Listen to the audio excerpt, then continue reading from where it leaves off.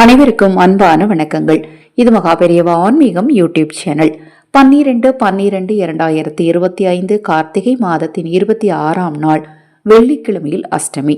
பைரவ வழிபாட்டிற்குரிய இந்த அஷ்டமி நாள்ல தவறாம பைரவர் நினைச்சு வழிபாடு செய்யுங்க. உங்க வாழ்க்கையில இருக்கக்கூடிய துன்பங்கள் எல்லாமே நிச்சயமாக நீங்கும். இப்போ இருக்கக்கூடிய காலகட்டத்தில் நிறைய பேருக்கு பார்த்தீங்கன்னா ஏதாவது ஒரு பிரச்சனை போய் அதை முடித்து அவங்க அதிலிருந்து மீண்டு வர்றதுக்குள்ளே இன்னொரு பிரச்சனை. அது பொருளாதார ரீதியாக இருக்கலாம், இல்லை குடும்பத்தில் இருக்கலாம், இல்லை குழந்தைகளால் இருக்கலாம், கணவன் மனைவியால் இருக்கலாம். குறிப்பாக இந்த இடத்துல நான் ஒரு விஷயத்த சொல்ல விரும்புகிறேன்.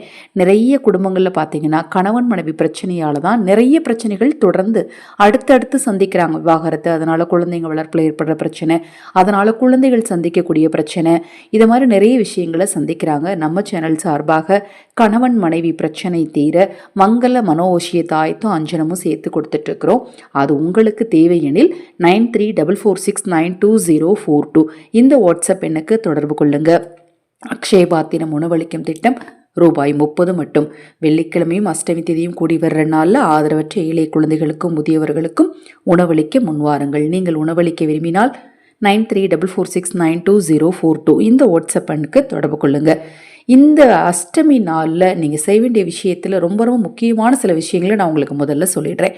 தீபம் ஏற்றுறது, கண்டிப்பாக தீபம் ஏற்றணுங்க. அந்த கார்த்திகை மாதத்தில் நான் தினம்தோறும் சொல்லக்கூடியது, நிலைவாசலையும் பூஜைகளையும் தீபம் ஏற்றுங்க, தீபம் ஏற்றுங்க, தீபம் ஏற்றுங்க. அடுத்தது அஷ்டமி நாளில் நாய்க்கு உணவளிக்கிறது ரொம்ப நல்லது.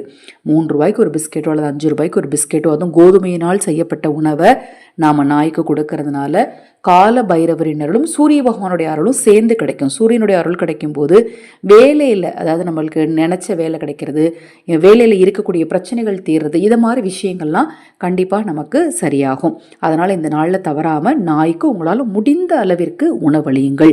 உங்கள் வீட்டுக்கு பக்கத்தில் இருக்கக்கூடிய சிவாலயத்துக்கு போய் அங்கே வீட்டிற்கும் பைரவர் சந்நிதியிலையும் விளக்கேற்றுங்க. பைரவருக்கு உங்களால் முடிஞ்ச பொருட்களை வாங்கி கொடுங்க. பைரவ மந்திரங்களை சொல்லுங்க. இதை மாதிரி விஷயங்கள் எல்லாம் அஷ்டமி நாளில் செய்யுங்க. இது இப்போ நான் சொன்னதில் எது உங்களால் முடியுமோ அதை மட்டும் நீங்கள் செய்யுங்க. அதை நீங்கள் நம்பிக்கையோடு செய்யுங்க. நான் வழிபடுறதன் மூலமாக எனக்கான பலன் எனக்கு நிச்சயமாக கிடைத்தே தீரும் அப்படின்னு நம்பிக்கையோடு செஞ்சு பாருங்கள். கண்டிப்பாக உங்கள் வாழ்க்கையில் நல்லது நடக்கும். அது மாதிரி மனக்குழப்பத்தோடு இருக்கேன், மன இறுக்கத்தோடு இருக்கேன், எனக்கு என்ன முடிவெடுக்கிறதுனே தெரில, எனக்கு தைரியமே இல்லை அப்படிங்கிறவங்கெல்லாம் குறிப்பாக இந்த அஷ்டமி நாளில் பைரவ வழிபாடு செய்யுங்க. பைரவரை வழிபட பார்த்தீங்கன்னா மனோதைரியம் அதிகரிக்கும்.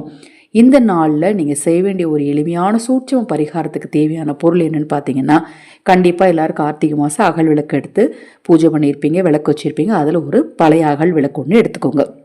அந்த அகல் விளக்கில் நல்லா நிறக்க கல்லுப்பு வைங்க. கல்லுப்பு வச்சுட்டு அதில் 8 மிளகு, இந்த 8 மிளகு எப்படி வைக்கணும்னு பார்த்தீங்கன்னா, முதல்ல எடுத்து உங்கள் உள்ளங்கையில் வச்சுக்கோங்க. வலது உள்ளங்கையில் வச்சுட்டு 8 திக்கிலும் இருந்து இந்த பைரவர் என்னை காக்கட்டும் அப்படின்னு மனதார வேண்டிக்கோங்க. ஏன்னா பைரவர் பார்த்தீங்கன்னா காவல் தெய்வம், எல்லா திசையிலையும் அவர் இருப்பார் அப்படின்னு சொல்லப்படுது. 8 திக்கிலும் இருந்து இந்த கால பைரவர் என்னை காக்கட்டும் அப்படின்னு நல்லா இறுக்கி பிடிங்க. அந்த மிளகை நீங்கள் பிடிக்கும் போது உங்களுக்குள்ள நீங்களே உணரணும், மனோதைரியம் அதிகரிப்பதை போல் உணரணும். அந்த அளவுக்கு டைட்டாக பிடிக்கணும். அந்த மிளகு உங்கள் கையில் பதியணும். அதை மாதிரி பதிஞ்ச பிறகு அந்த அளவுக்கு நீங்கள் டைட்டாக பிடிச்சிட்டு அதன் பிறகு நீங்கள் அதை எடுத்து நீங்கள் கல்லுப்பு எடுத்து வச்சுருக்கீங்க இல்லையா, அந்த கல்லுப்பு மேலே அந்த மிளகை வச்சுட்டு இப்போ அந்த கல்லுப்பும் மிளகும் சேர்ந்து இருக்கக்கூடிய அந்த அகல் விளக்கு, பழைய அகல் விளக்கு கொண்டுட்டு போய் பழைய அகல் விளக்கு எடுத்துக்கோங்க. அகல் விளக்கில் கல்லுப்பு வச்சாச்சு, மிளகை கையில் வச்சு வேண்டியாச்சு, அந்த மிளகையை தூக்கி கல்லுப்பு மேலே வச்சாச்சு.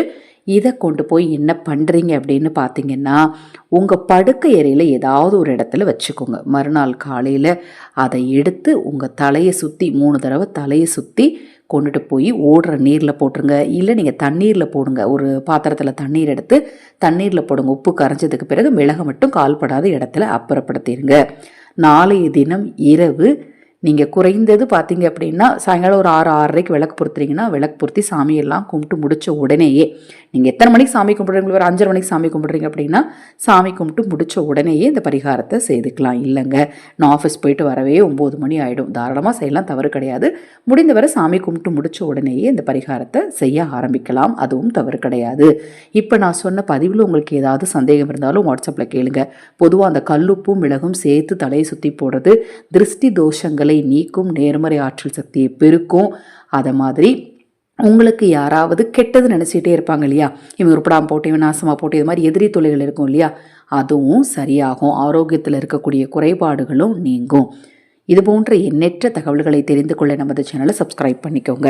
ஹரஹர சங்கர ஜெய ஜெய சங்கர மகா பெரியவா திருவடி பாதம் சரணம் சரணம். நல்லதே நடக்கட்டும்.